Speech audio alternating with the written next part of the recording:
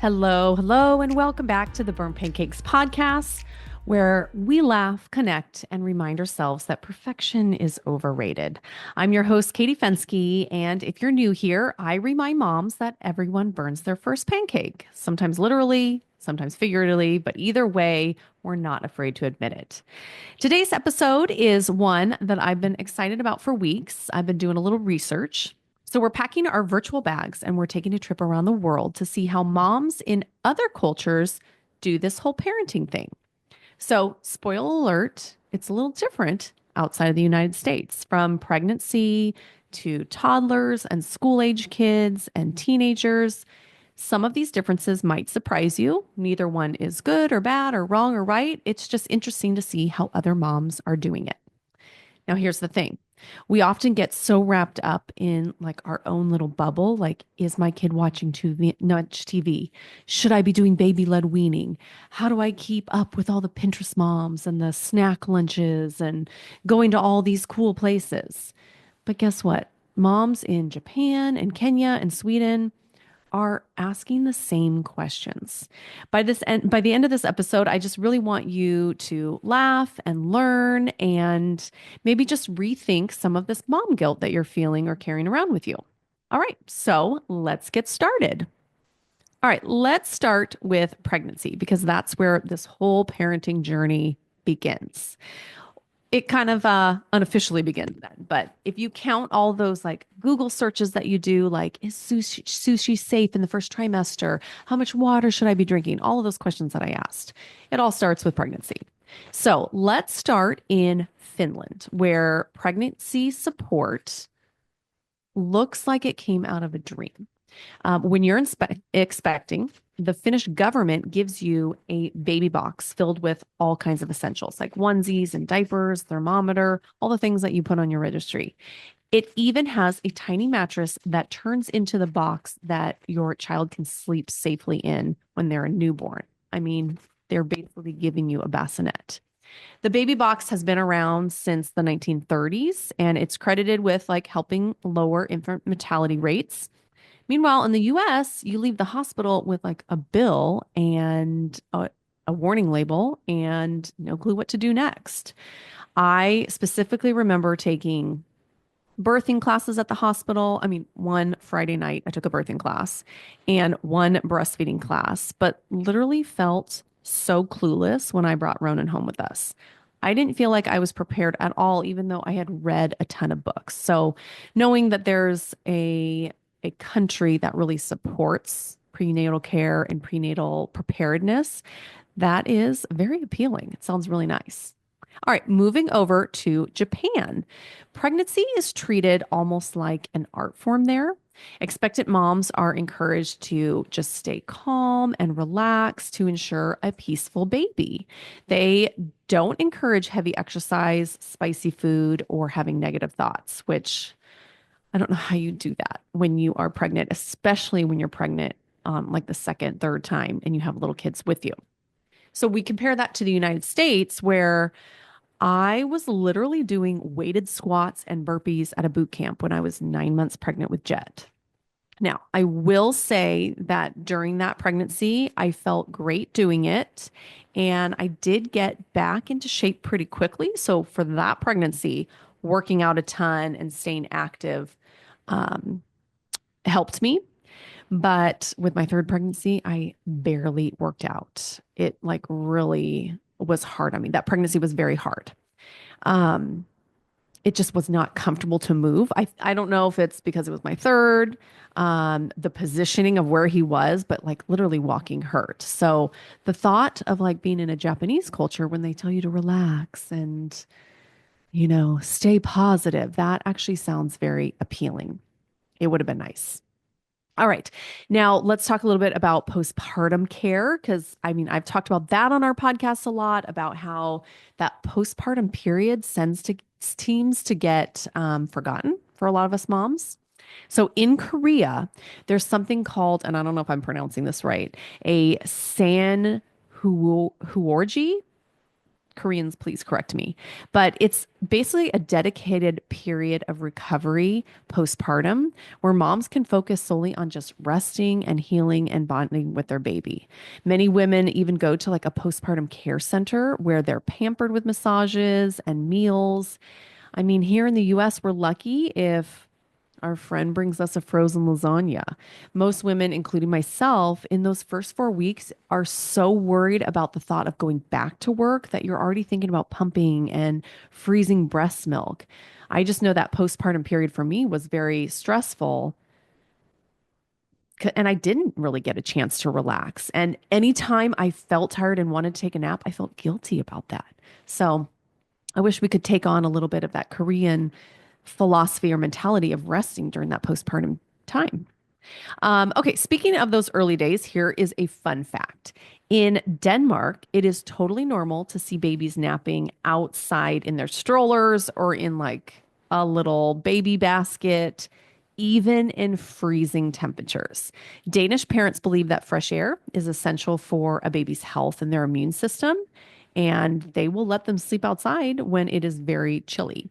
I mean, can you imagine the looks you would get if you left your baby outside on your doorstep for a nap? Like, you'd have Karen from HOA looking on your door, knocking on your door in like 5 minutes. Like, what is your child doing out here? But it's just very interesting that, like, that is culturally acceptable there. All right, moving on to those toddler years or those Y stage. This is where parenting gets really interesting because every culture seems to have a different take on how to handle these little humans. I personally found the toddler stage was really challenging. I'm going to say, okay, I'm going to say more exhausting than challenging. It was just so hard for me keeping up with a toddler. I mean, he didn't take the longest naps, and we spent the rest of the day running around because he seemed to have the Energizer bunny in him. Like my oldest was just constantly go, go, go. So I did feel like those toddler years were really hard. Well, in France, even preschoolers have a sophisticated palate. So French daycares serve three-course meals as to kids as young as 3. They're talking about like real food. So roasted chicken, fresh vegetables, cheese. So like that PBJ and Dino Nugget lunch with like a slice of apple that I feed my kids would not fly there. French parents believe that it's their job to teach their kids to appreciate food and not just eat it.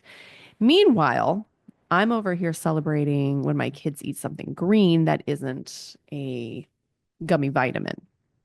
I will say that my boys were really good eaters up until about like 1.5 when I introduced fishies to them. Once they got a taste for snack foods, it was so hard to get them to eat. Like last night at dinner, my son Jet like could barely eat a roasted carrot. Like, oh, this is so disgusting. And I'm like, when you were a baby, you gobbled this up. Like, what changed now? I will say that Ronan being 11, in the last couple of years, we've kind of just said, these are the vegetables on your plate. We want you to eat them. And he will pretty much eat anything now. But getting the other two to eat healthy food is such a challenge. So I always wonder, like, if we were living in France and this was just the norm from the day they were born and they didn't have all those snack food options that I do give them because it's convenient, I don't know, maybe they would be better eaters. All right, let's hop over to Germany and this amazing world of Walder Kindergarten or Forest Kindergarten. So picture this in Germany, a group of 5-year-olds spending their entire day outdoors, rain or shine. There are no walls, no desks, and no screen time. Kids will climb trees and dig in the mud and learn like survival and problem solving and building shelters. It really sounds like the perfect situation for my boys. Um, it sounds ideal. Well, that is their like norm for kindergarten. We actually did do something here in the US called Tinker Garden when my boys were like, I don't know, 2.5, 3. It was a class that we signed up with, but it was just a weekly class meetup at a park.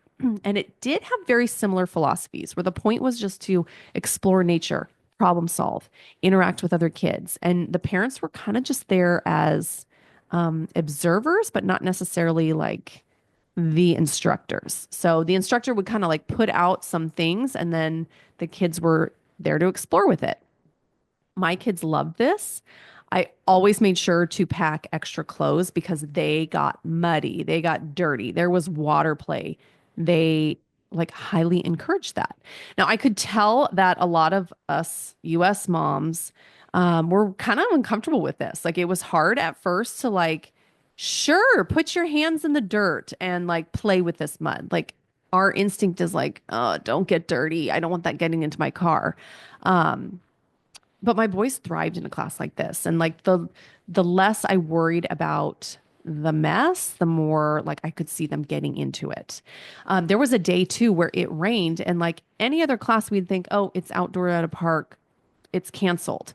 The instructor was like, don't worry, I'm bringing a tarp and we can set up a tarp and do class under it. And we literally had a class in the rain, which was very different than what I had experienced before. So it made me really feel like I was in German Tinkergarten or kindergarten. And I don't know, I really like that. And I think my boys would have done really well if that had been something that we kept up. COVID kind of put a squash to that. All right, now here's something that really surprised me. In Vietnam and parts of China, potty training starts as early as infancy and it's completely child led. So, as a potty training consultant, like I am seeing the average age that a lot of moms start here in the US is like right around 3. I see kids older than that. I see kids younger. But when you hear that moms are not having to potty train because they've been potty trained since they were infants kind of like blows your minds. So in those cultures, moms use like a whistling sound or a cue to signal their babies when it's time to go. And over time, the baby starts associating the sound with the act of going. People in the US do try this. It's called elimination communication. And I've been starting to see that more where parents will say we did this when they were infants. But it's really like leading away from using diapers at all. It does take a lot on the parent to look for those cues, but can you imagine being done with potty training that early? That's just kind of like the cultural norm. Now, I get it. So many moms now are working moms, and this just isn't doable. Like, it takes a lot on the parent's part to do this. But it is just fascinating to see that there's just a different approach in another country. Okay, here's another fun one. In parts of West Africa, toddlers are encouraged to be very independent and self-sufficient. Like we're talking 2-year-olds here. For example, in some Nigerian cultures, parents rarely like hover over their kids. They trust them to learn by doing and by making mistakes. Haha, a la everyone burns their first pancake. It really is, though, such a difference from like this helicopter parenting culture that we have here, where we practically bubble wrap our kids when we send them out the door. Now, I can 100% see this in myself. 2 examples. So I helped out in Jet's classroom over Christmas break at one of his Christmas parties. So these are first graders. And I was in charge of the table that did stringing beads onto a pipe cleaner and then they made them into a wreath. And it was a pretty simple, I thought, pretty simple craft. The amount of kids in his class that the minute they heard the directions went, I can't do it. Can you help me? I can't do this. They were helpless. I was pretty shocked. Like they were just even afraid to give it a try. But then also, my son the other day wanted to ride his bike. Usually they just like ride their bike on our street. He wanted to go like to the street behind us and then like ride over to where the school is. He's 11. And when I was a kid, I was doing that. But I instantly kind of freaked out and I was like, but I can't see you. When you're back on that other street, I can't see where you are. And I had to stop myself. And there's a fine line between giving them independence when it's safe and keeping them safe, because modern days, there are a lot of other dangers that, I mean, we as parents think about. But he was safe and I knew where he was going. He doesn't have a phone, so it's not like I was like, call me when you get there. And it was not far. It was like a couple blocks away he wanted to go. But my first instinct was, no, I can't see you. I have to be with you. And then I was like, no, Katie, like you can let him do it. He wants independence. You can let him do that. So it is interesting in other cultures, they encourage this early on, but also in our culture, there's just a safety aspect that we have to consider. So that is something I am working on lately is like figuring out ways to give my kids more independence that is in a safe way, but also like extending my like helicopter mom tendencies. Okay, let's move on out of the toddler stage and talk about school age kids and education. This is kind of like a hot topic right now when we're talking about kids and education. So in China, education is very highly valued, and the school day is way longer and more rigorous than kids in the US. Kids spend hours on academics, but they also practice disciplines through activities like calligraphy and Tai Chi. So, kind of well rounded. It's intense, but it's rooted in the idea that hard work and perseverance pays off. Now, do I necessarily agree with a longer school day? Not really. I just wish our schools, this is just my 2 cents, I wish our schools valued education, but also valued like time at home. I am just so tired of getting home from school and then nagging my kids about doing homework. Like, you've been in school all day and now we're doing this when I'd like you outside riding your bike. Anyways, that's my 2 cents. Okay. Contrast the Chinese culture with Finland, where it is one of the most relaxed, yes, yet effective school systems in the world. Finnish kids start school later, like around age 7, and spend less time in the classroom each day, so shorter school days. Homework is minimal, and they have an abundance of recess. Yet somehow they can consistently rank at the top in the global education. So, whatever they're doing, I want that here. Like, I want my kids to be outside, to be exploring more, to like not be sitting at a desk, but also academically succeeding. So, whoever wants to study what they're doing and bring that here, that would be amazing. Okay. Now, this one actually hits very close to home because it's from the Netherlands, where my grandparents are from. So I am half Dutch. So my kids are quarter Dutch. Dutch kids are ranked usually as the happiest kids in the world. So why is this? What are they doing to make their kids so happy? Well, in the Dutch culture, it really does start at home. Grandparents are a big part of the Dutch culture, and many kids have very close bonds and relationships and spend quality time with their grandparents. And I can see this firsthand. My mom, or Oma, is a really big part of my kids' lives, and she is one of 13 kids. So she has, there were 6 girls in the family, 7 girls in the family. Oh my God, there's so many, I can't count them.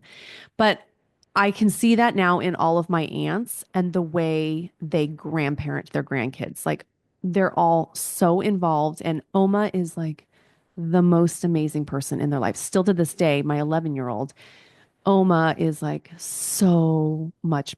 They love her more than me. Can't blame them because she's amazing. They would rather spend time with her. She is amazing, but it is such a beautiful relationship that I think it's was instilled in her from her Dutch upbringing. So kids are happy being with their Oma. They also, the Dutch prioritize work-life balance really well. Family meals are really important. I can say firsthand that like we're so on the go with sports that family meals are really rare in our house. So I kind of wonder like if we brought that back a little bit better, I don't know, how would that be? And schools are really focused on freedom and exploring kids' interests. So the Dutch kids are very happy.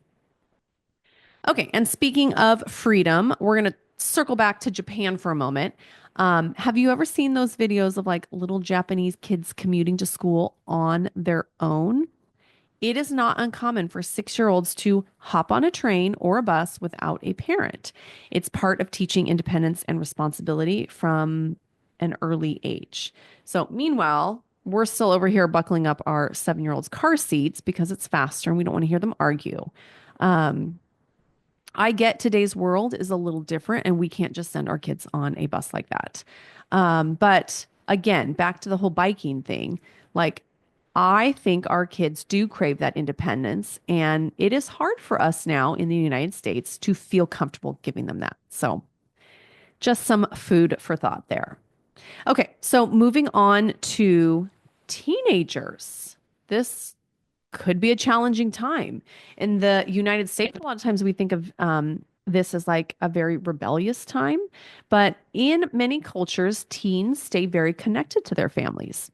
In Latin American cultures, it's really common for multi-generations to live under one roof.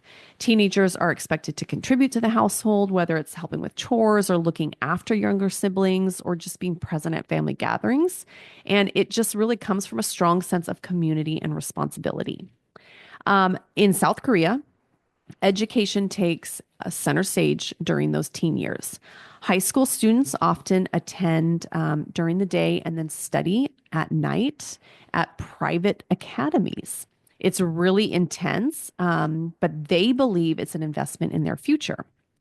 Now, meanwhile, in Italy, teenagers are a little bit more lax. Family dinners are a non-negotiable thing, so they're required to be there. And weekends are often spent with extended family. So it's less about academic pressure there and more about building relationships with family and enjoying life. So as you can see, stark differences in all these cultures. Is one way right? No. It's just very interesting to see how things go in different areas. So what's the takeaway from all of this? For me, it's just a reminder that there's no one size fits all approach to parenting. What works in Kenya might not work in the United States, and that's totally fine. Like, this is still a concept I am really, really trying to instill in myself.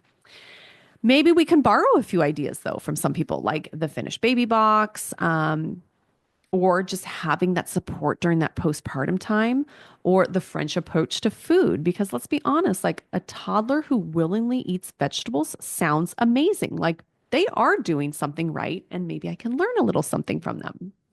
And let's not forget independence, whether it's letting our kids ride their bikes to school or just trusting them to load the dishwasher without supervision. There's something to say about stepping back and letting our kids kind of figure things out.